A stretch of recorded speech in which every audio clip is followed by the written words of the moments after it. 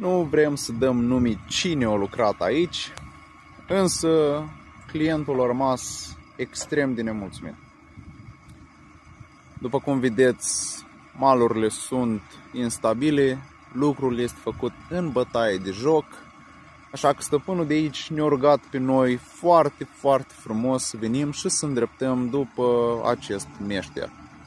Desigur, noi am acceptat și o să ne stărim să facem lucru ca la carte, astfel încât să fie toată lumea mulțumită.